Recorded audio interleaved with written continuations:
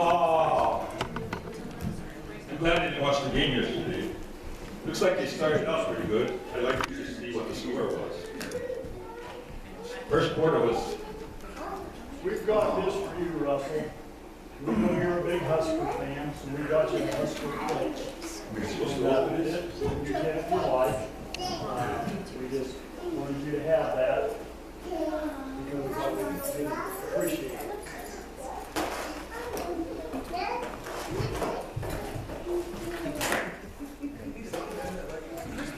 Yeah. It is.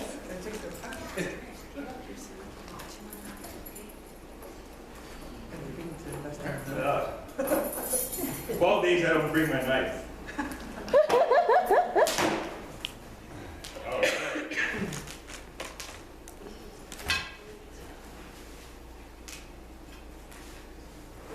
Oh, we know what the turkey The is. Huskers were nestled all snug in their beds, while visions of bowl games danced in their heads.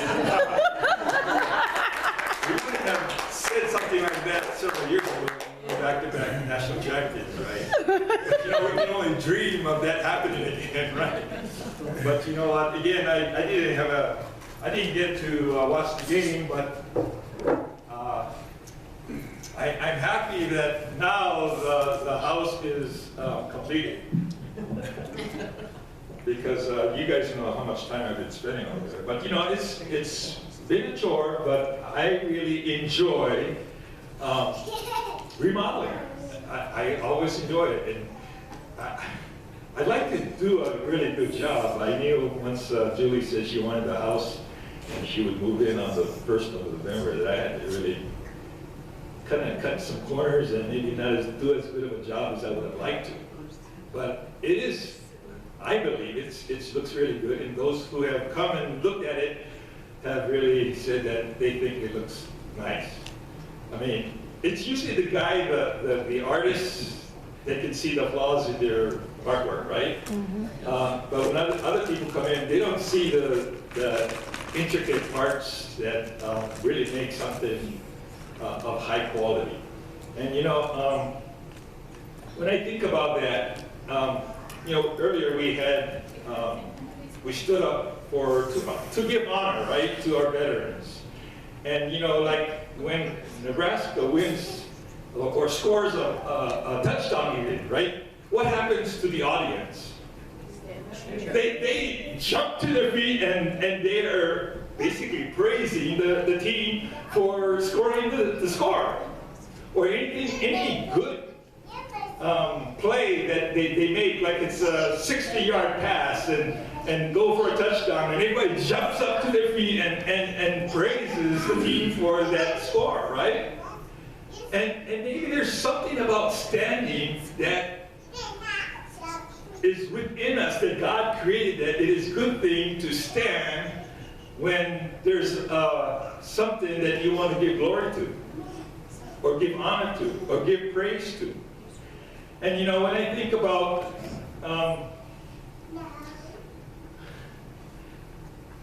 I know we've kind of been disappointed with our numbers, but you know, I talked to Dave Parrish, and he says, you know, you gotta stress this one thing. And some of you know that those who've been attending regularly know that I've been preaching about God and His different names and His different attributes and all that. Last week we talked about Jesus being the Prince of Peace. But Dave said, you know, we have to understand who the Messiah is. And of course, the Messiah was more of a Hebrew term, name, or a title. And then in the Greek, it was translated the Christ. And for the sad thing is, for many people, Jesus Christ is a swear word. Now you've all heard, right? People using the Lord's name in vain. Jesus Christ, you know, type of like that. And for those of you who really understand what is happening at that moment, know that, I don't know, for me, it hurts me when I hear someone misusing the Lord's name. Because they're not giving glory to Jesus Christ. No, they're just saying it for saying it, just like any other. They use it as a swear word sometimes. And maybe that's why God, He didn't say because He didn't want to be less than what He is, but it's for our own good that we understand what it means to give honor and glory to God. Because He deserves all the glory. He deserves all the praise. And in everything that we do, no matter what job we have, if you're a railroader, do your job to the best of your ability. And the sad thing is I hear that people go to work and they're just kind of punching the clock. And if you're a farmer, Anita's dad used to be a beet farmer. And you know what? He had the best beets. In fact, he had awards for the beets that he grew. And he had his cattle. And he had good cattle. You know what? He gave his honor to God for the way he did his work. And I think from the very beginning, God intends for each one to work out their blessing, their gift, to the best of their ability, not to make themselves to look good, but to give God the glory for who they are. And see, if you have a low self-esteem, and you think that you're worthless, and that God didn't give you anything, how can you give God the glory? How can you give Him the praise for what He has done? Well, I forgot. That's something that maybe you're not giving God the glory for. We'd have to turn this thing on. Messiah. How many of you heard the name Messiah before? We've all heard it. But do we really understand what it means, the Messiah? We know that all through the Old Testament, the prophets prophesied, and we call them messianic prophets, the coming of the Christ, the Messiah, the King of Kings, the Lord of Lords. They were prophesying and saying, He's coming, He's coming. But you know what the sad thing is for the Jewish people? When Jesus did come, they didn't recognize Him. They didn't know Him. But aren't you glad that some people did receive Him to their own? And they gave Him glory and honor and praise that He deserves. The Messiah is the anointed one. The same as Christ, that anointed one. And what does it mean to be anointed? It means that you are chosen. God chose you. Now, some of you will get the false concept, and people say, they call it predestination, that God goes over and says, well, Ron, you're going to get saved, but Sherry, you're going to have to work a little harder, so I'm not going to say you're chosen. Randy, maybe, we'll see, Randy, because you keep on making mistakes. God doesn't do that. He has chosen, right? Again, one of your favorite verses is John 3:16, right? Everybody say it together. For God so loved the world that He gave His only begotten Son, that whosoever shall believe in Him shall not perish, but have everlasting life. Whosoever. Whose responsibility is it to be chosen? It's our responsibility. God has already chosen us to be in right relationship with Him, but we need to respond to Him and want to and desire to be in relationship with Him and allow His glory to be glorified within us, that through our character matching our character, becoming more like Christ, then he is the one that will receive the glory and the honor and the praise. So Messiah, the promised deliverer of the Jewish nation, prophesied in the Hebrew Bible. Jesus the Messiah, or Jesus the Anointed One. Now, anybody heard of this guy before? Huh? George Richard Handel. He was born in 1685 and died in 1759. What was he known for? And he wrote many and composed many songs. But does anybody know one of the most famous ones that he wrote? Handel's Messiah. Huh? Handel's Messiah. And I think it was like over two hours. I can't remember exactly what it said, but it's over 2 hours long. And you know, Handel wrote many and composed many songs. And how many of you knew that he was actually, before he wrote the Messiah, he was poor, and he was almost ready to be sent to poverty's prison. You see, back in those days, if you didn't pay your debt, then you go to prison for not paying your debt. But then some charity came up to him and says, you know what, we would like for you to write this and be a fundraiser. Well, you know what, the rest is the story that we hear today. And the Messiah, one of the songs in the Messiah is the Hallelujah chorus. And I'd like to play that for you right now. Go ahead.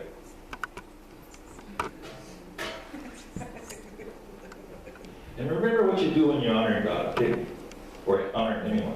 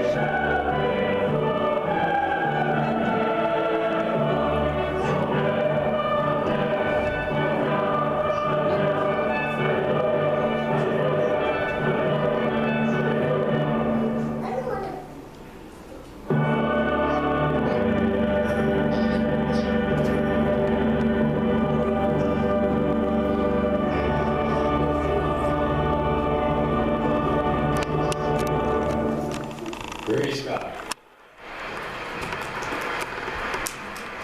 Now,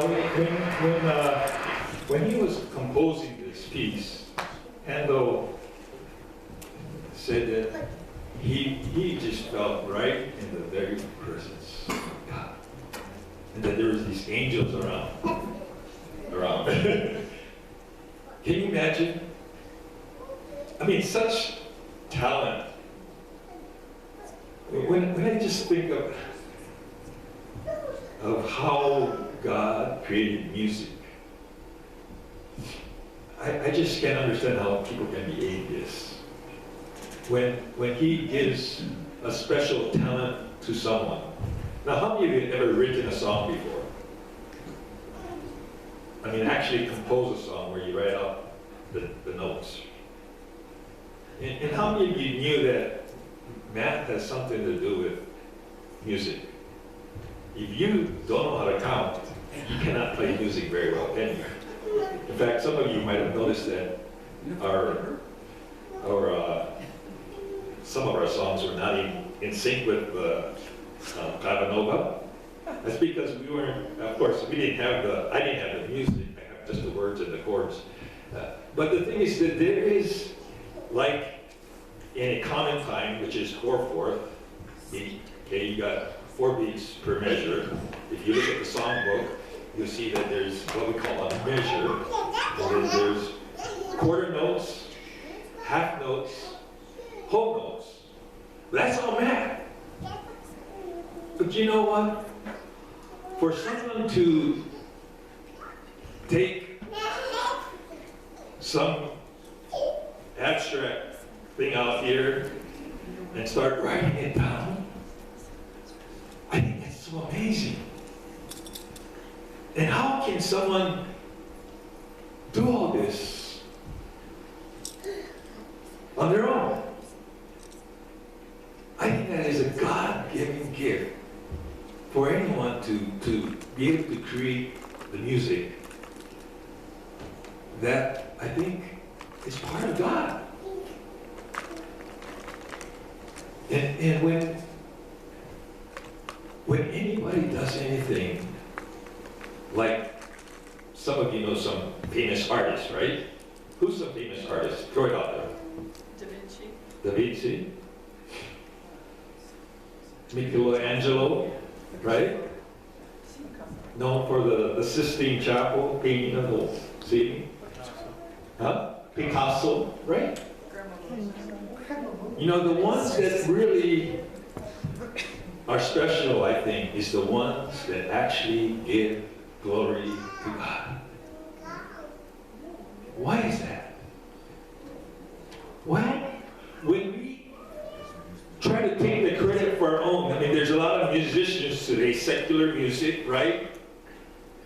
We know some of them from the 60s, was it? The Beatles, huh? Mm-hmm.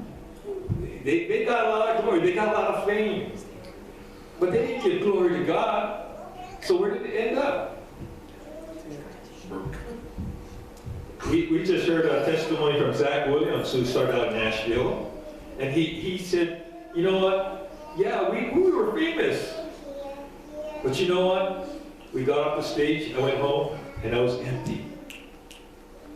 It was until that he actually started writing songs for Jesus and giving Jesus